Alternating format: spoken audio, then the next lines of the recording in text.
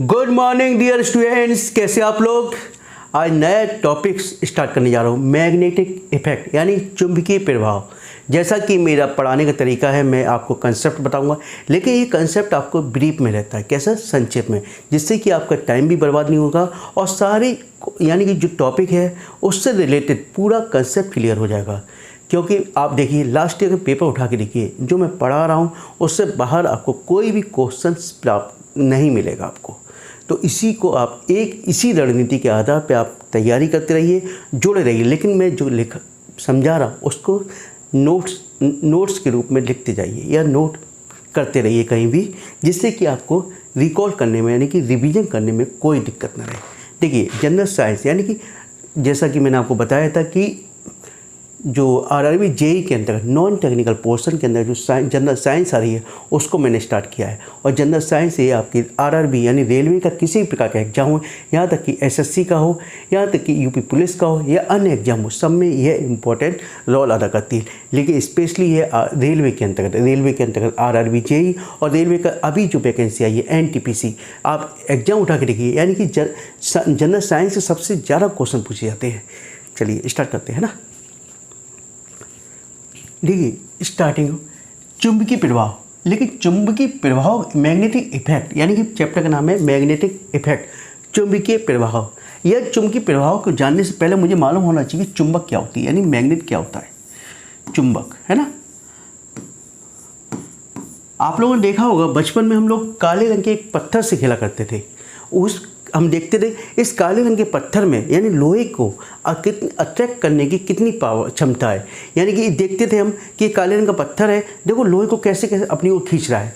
यानी वही काले रंग का, यानी कि जो चुंबक है, चुंबक एक नेचुरल स्टेट में, जो प्राकृतिक अवस्था में चुंबक जो होती है, एक काले रंग का पत्थर होता है जिसमें लोहे के टुकड़ों को अपनी ओर आकर्षित करने की क्षमता होती है।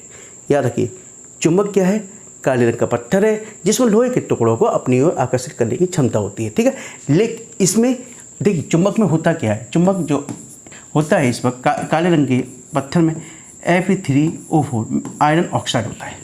ठीक है, क्या होता है, आयरन ऑक्साइड होता है।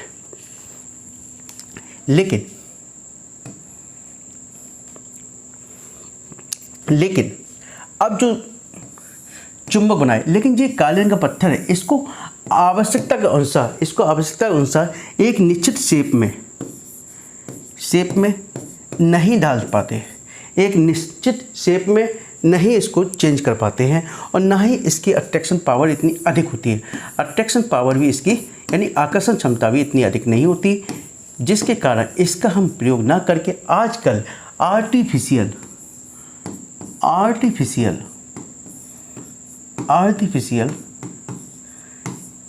मैग्नेट बना रहे हैं।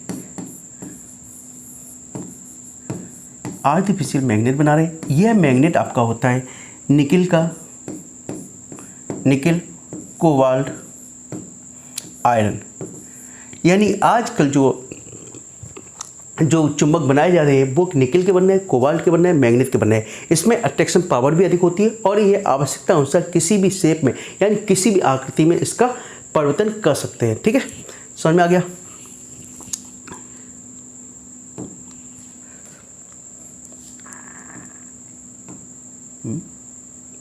अच्छा जी,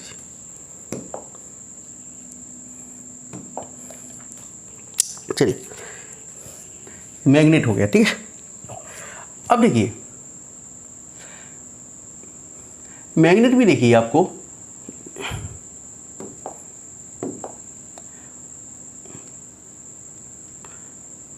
अनुचुंबकीय यानी कई पदार्थ होते हैं अनुचुंबकीय, चुंबकीय पदार्थ। देखिए, इसमें से क्वेश्चन हमेशा पूछा जाता है अनुचुंबकीय, प्रतिचुंबकीय,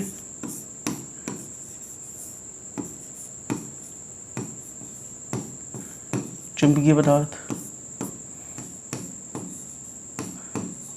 और लोह चुंबकीय।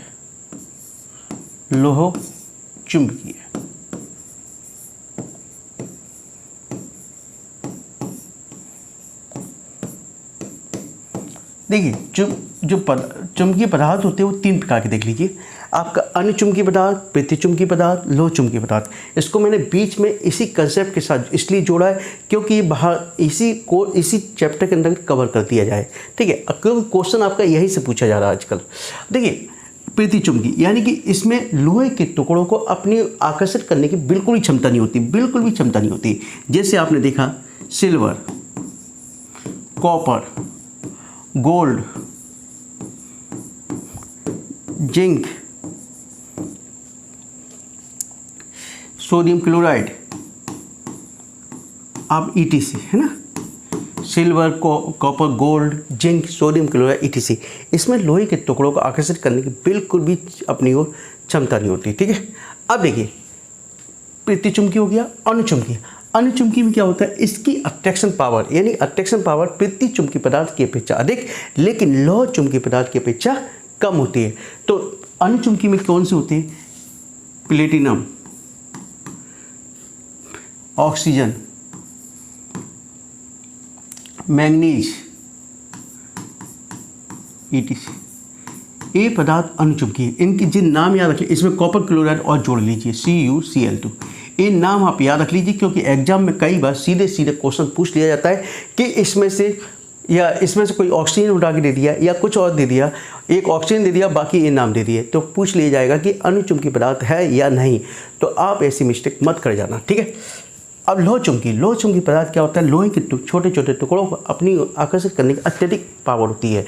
तो जैसे आपने देखा आयरन के बनाए जा रहे हैं, निकल के बनाए जा रहे हैं, कोबाल्ट के बनाए जा रहे हैं, तो ये सब क्या है, आपके लोह चुंबकीय पदार्थ है। इनके जो मैंने लिखा है इसको याद कर लेना, आप अपने दिमाग में बैठा लेना क्योंकि क्वेश्चन यहीं से पूछा जा रहा है।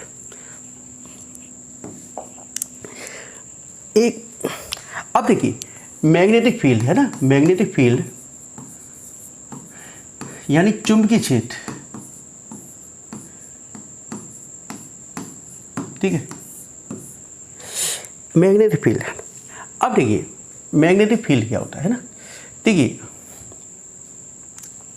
पहले तो मैं मैग्नेटिक फील्ड को समझने से पहले आर्सेटेट का एक्सपेरिमेंट समझ लीजिए, है ना। आर्सेटेट एक्सपेरिमेंट है ना। आर्सेटेट महोदय ने देखा, उन्होंने बताया जब किसी सर्किट में करंट फ्लो किया जाता है, जब करंट फ्लो किया जाता है तो उसके आसपास क्या होता है, चुंबकीय क्षेत्र उत्पन्न हो जाता है, यानी कि उसके चारों ओर चुंबक का प्रवाह उत्पन्न हो जाता है। जैसे उन्होंने अपने एक्सपेरिमेंट के द्वारा बताया कैसे, देखिए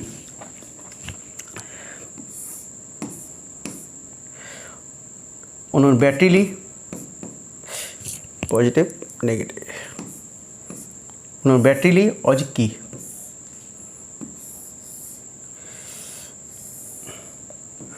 और उन्होंने यहाँ पर चुंबकीय सुई रख दी। क्या रख दी, चुंबकीय सुई।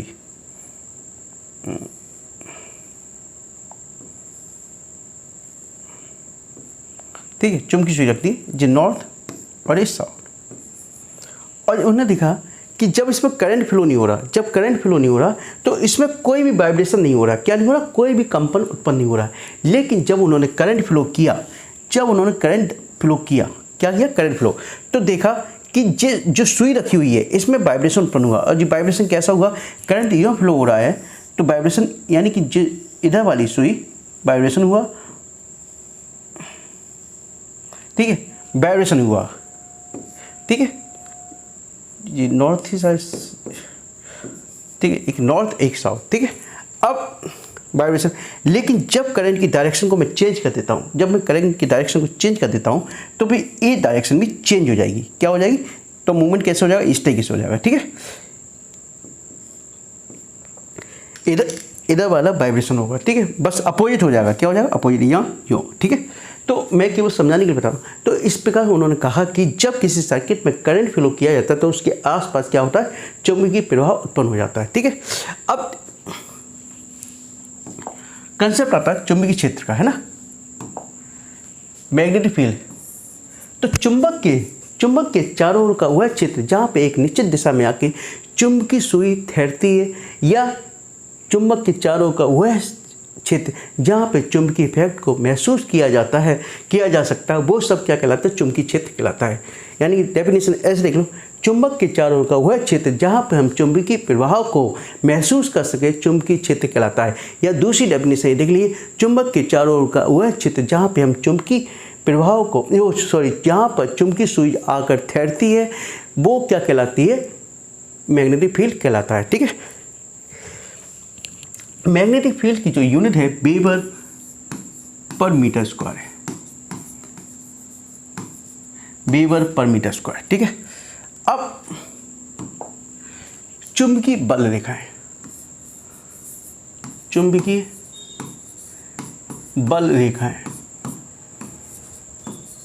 बल रेखाएं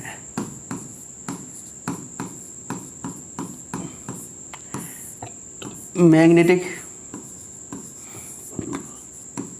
force lines, force of lines, magnetic force lines ले लो, है ना। अब देखिए,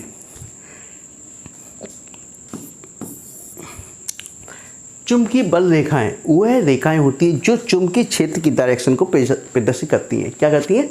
चुंबकीय क्षेत्र की दिशा को प्रदर्शित करती हैं। ठीक है, जहाँ पर चुंबकीय, पहला पॉइंट, यानी कि चुंबकीय बल रेखा वह रेखा होती है जो कि चुंबकीय क्षेत्र की दिशा को प्रदर्शित करती हैं। अब देखिए इसकी कुछ करेक्टरिस्टिक देख ली। चुंबकीय बल रेखाएं हमेशा नॉर्थ पोल से साउथ पोल की ओर चलती हैं। जैसे आपका एक चुंबकीय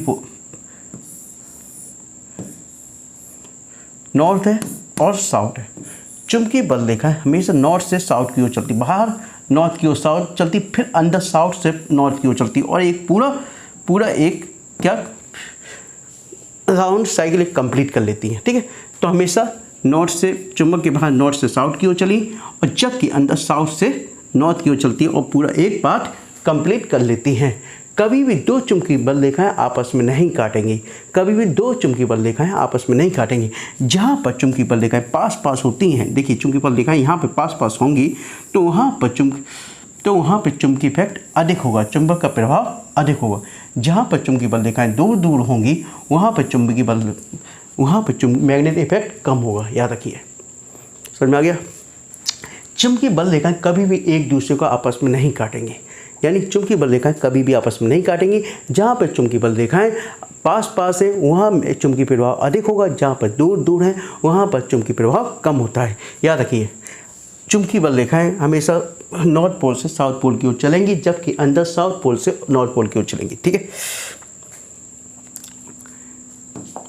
अब देखिए फ्लेमिंग का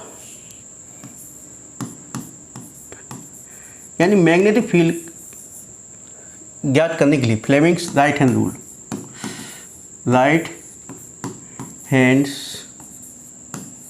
रूल है ना, फ्लेमिंग राइट हैंड। देखिए यदि हम हाथ को इस प्रकार से रखें, ठीक है, क्या रखें? हथेली को इस प्रकार से रखता हूँ मैं, ठीक है, तो जो हथेली है, हथेली आपकी फोर्स को, जे आपकी उंगली फिंगर्स जो है आपकी, वो मैग्नेटिक फील्ड को, और ये क्या करंट को रिप्रेजेंट करेंगे। किसको? करंट को। अंगूठा थंब आपका करंट को, हथेली आपको किसको? फोर्स को, जबकि ये मैग्नेटिक फील्ड को रिप्रेजेंट करेंगे। जबकि फ्लेमिंग के बाएं हाथ का नियम क्या कहता है? बाएं हाथ का नियम क्या कहता है? थंब फोर्स को, ये तर्जनी उंगली आपकी मैग्नेटिक फील्ड, और ये आपकी करंट को। ठीक है, याद रखिए, ये दिमाग में बैठा लीजिए, क्योंकि एग्जाम में पूछा जाता है, तब आप गलती ना करो। ठीक है, क्योंकि हमें करंट की डायरेक्शन या मैग्नेटिक फील्ड का जो डायरेक्शन निकालनी होगी वो फ्लेमिंग के राइट हैंड से निकालते हैं हम। ठीक है, अब देखिए मैग्नेटिक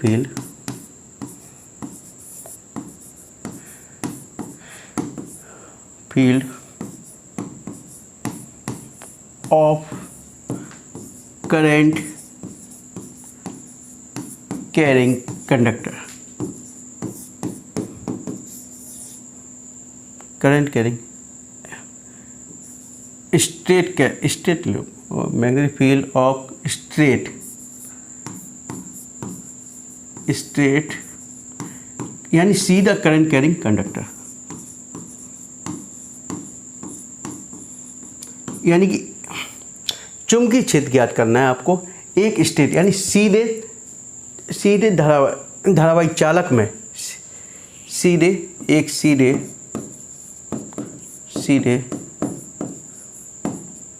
धारावाहिक चालक में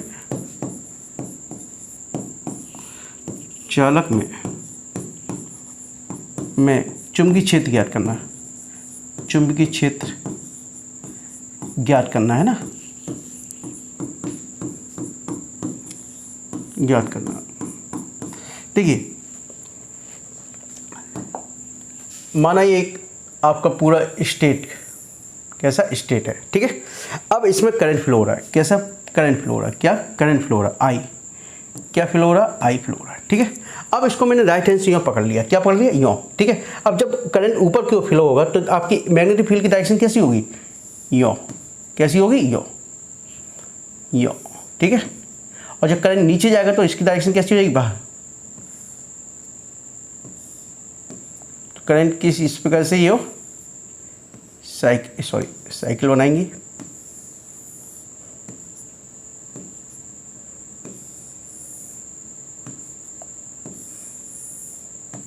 अब सपोज इससे आर दूरी पर, आर इस यानी कि जो मैग्नेटिक फील्ड है आपका फैल गया है, क्या है, मैग्नेटिक फील्ड फैल गया है। क्योंकि अब जब फैल गया, माना यहाँ तक फैल गया, माना कि पी बिंदु ओ बिंदु तक फैल गया, ठीक है। और यहाँ से इसकी देखा आर है, यानी डिस्टेंस क्या आर है, और इस बिंदु पे मैग्नेटिक फील्ड हमें बी ज्ञात करना है, ठीक है। क्या ज्ञात करना है, बी ज्ञात करना है। तो सिंपल से मैं थोड़ा ब्रीफ में बता रहा हूँ, क्योंकि अपने दिमाग में केवल फॉर्मूले याद रखने कैसे। अब देखिए, बी जो होगा डिपेंड करेगा फ्लो ऑफ द करंट, यानी आई के ऊपर डिपेंड करेगा। दूसरा, बी जो डिपेंड करेगा इन दोनों के बीच की दूरी के रेसिप्रोकल, व्युत्क्रमपाती है ना, यानी अपोजिट व्युत्क्रमपाती है ना। तो बी प्रोपोर्शनल, पहला इक्वेशन और दूसरा इक्वेशन। तो बी प्रोपोर्शनल क्या हो गया बेटा, आई अपॉन आर। तो बी बराबर क्या हो गया, कांस्टेंट का साइन हटाया मैंने, mu 0/2 into I upon R, ठीक है। अब देखिए, म्यू 0 क्या है, निर्वात में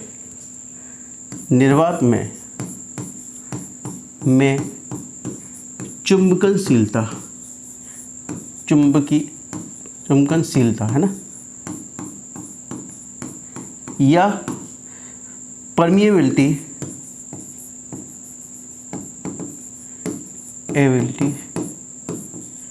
इन फ्री स्पेस।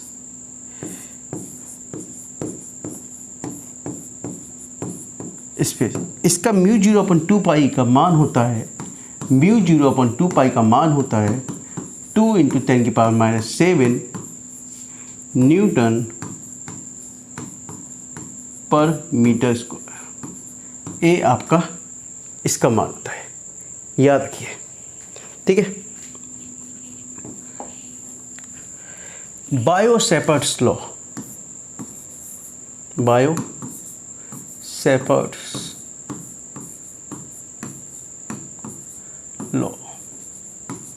एक आता है बायो-सैपर्ट्स लॉ। क्या होता है, माना कोई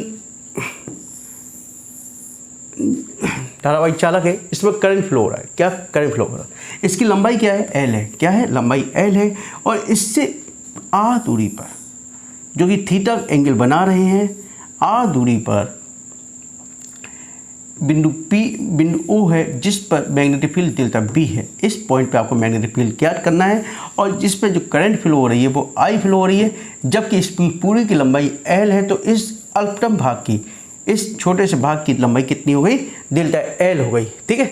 तो आई जो बी डेल्टा बी है वो डिपेंड करेगा, पहला फ्लो ऑफ द करंट के प्रोपोर्शनल, बी डिपेंड करेगा डेल्टा एल के, डेल्टा बी डिपेंड करेगा इस एंगल की साइन थीटा के। तीनों को सॉल्व करो।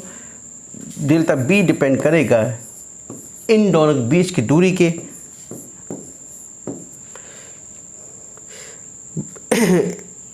यानी कि स्क्वायर के अपोजिट, ठीक है।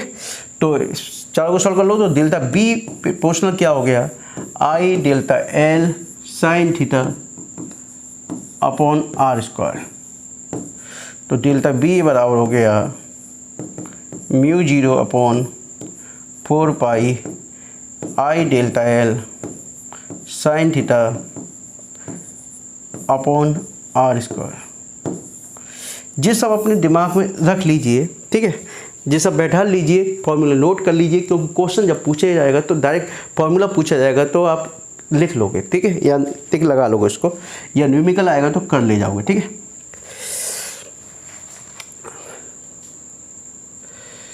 नेक्स्ट फॉर्मूला देखिए, इसको बोलते हैं लॉरेंज फोर्स, लॉरेंज बल। माना Q आवेश B वेग से, यानी Q आवेश है, चार्ज जिसको बोलते हैं चार्ज आवेश, V वेग से यानी वेलोसिटी से B चुंबकीय क्षेत्र में गति कर रहा है। क्या कर रहा है? B चुंबकीय क्षेत्र में गति कर रहा है। तो इस पर कार्य कर एक बल कार्य करता है, F बराबर QVV। इसी को हम क्या कहते हैं? लॉरेंज बल कहते हैं। F बराबर QVV, ठीक है। लॉरेंज बल हो गया। अब एक फॉर्मूला और लिख लीजिए, F बराबर IVL, ठीक है, जहाँ पे I flow of the current है, B मैग्नेटिक फील्ड है और ये लेंथ है। किसी भी चालक का जो कि किसी मैग्नेटिक फील्ड में है, तो वहाँ पर उसमें जो धारा बह रही है तो उस पर चालक तार पर कार्य करने वाला बल F बराबर IVL होता है। यदि एंगल बना रहा है तो F बराबर IVL साइन थीटा। क्या होता है? IVL sine theta. एक टॉपिक और रह गया, सोलोनॉइड।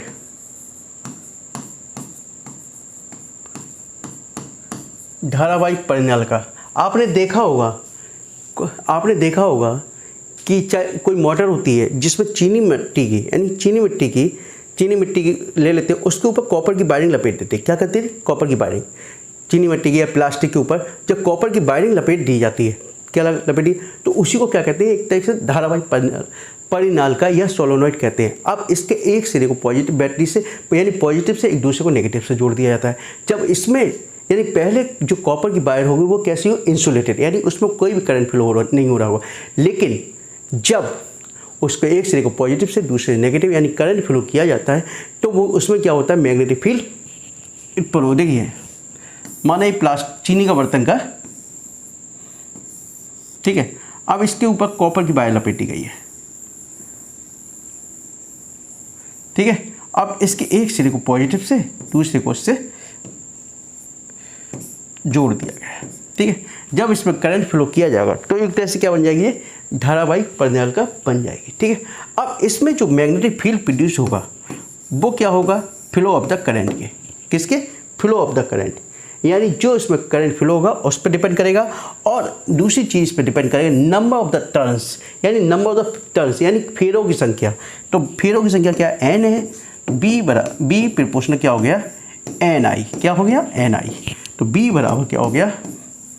μ0 NI, ठीक है जी। आपका ये हो गया। एक टॉपिक और, चुंबकीय फ्लक्स।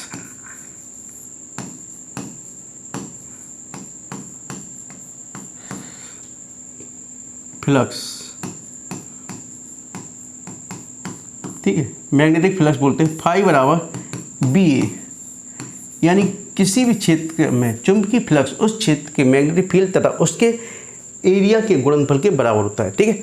और इसको ऐसे भी कह सकते हैं BA cos थीटा।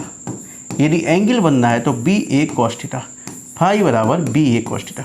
तो आपको केवल जो मैंने फॉर्मूले बताए हैं वो फॉर्मूले याद रखने हैं। और शुरू में आपको एक चीज़ याद रखनी है कि कौन से अनुचुंबकीय है, कौन से प्रतिचुंबकीय है, कौन से लोह चुंबकीय है। हाँ, एक इम्पॉर्टेंट टॉपिक रह गया।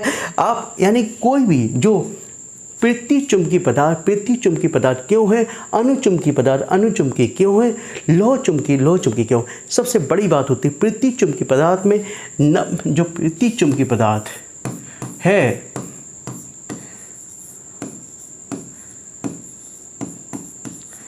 यहाँ पर फ्री इलेक्ट्रॉन्स नहीं है। फ्री इलेक्ट्रॉन्स नहीं है, फ्री इलेक्ट्रॉन्स नहीं है। और जो इलेक्ट्रॉन्स हैं वो कैसे होंगे, इवन नंबर में। कैसे होंगे, इवन नंबर में। इवन नंबर में इलेक्ट्रॉन्स होंगे, यानी सम संख्या होगी, इवन की सम संख्या होगी, जो कि आपस में मिलकर एक पेयर बना लेते। क्या बना लेते, पेयर बना लेते हैं। ठीक है, क्या बना लेते, पेयर बना लेते हैं। और जो पेयर बनते हैं वो दो एक दूसरे के अपोजिट डायरेक्शन में। यदि एक मूवमेंट इधर कर रहा है एक पेयर, तो दूसरा पेयर इस डायरेक्शन में मूवमेंट करेगा, तो जिसके कारण इसका इफेक्ट कम हो जाता है, मैग्नेटिक इफेक्ट, और यह प्रतिचुंबकीय पदार्थ की भांति कार्य करने लगता है। बस इतना दिमाग में रखिए कि इसमें जो इलेक्ट्रॉन्स होंगे पेयर के रूप में होंगे और इवन नंबर होंगे, और दोनों जो एक दूसरे का अपोजिट होंगे, जिसके और नंबर ऑफ फ्री इलेक्ट्रॉन्स होंगे नहीं, जिस कारण यह प्रतिचुंबकीय पदार्थ की भांति कार्य करता है। चलिए, ये टॉपिक लगभग खत्म हो गया। और यदि इसके अंदर कोई डाउट्स आपको लगता है तो कृपया कमेंट बॉक्स में लिख कर मुझसे पूछ सकते हैं। मैं जो करा रहा हूँ उससे बाहर आपको कोई भी क्वेश्चन पुटअप नहीं होगा एग्जाम में, इस बात को मैं आपको 100% कह सकता हूँ। चलिए, जो स्टूडेंट पहली बार मेरे चैनल को देख रहे हैं कृपया चैनल को सब्सक्राइब कीजिए और अधिक से अधिक शेयर कीजिए। Okay, thank you, good night.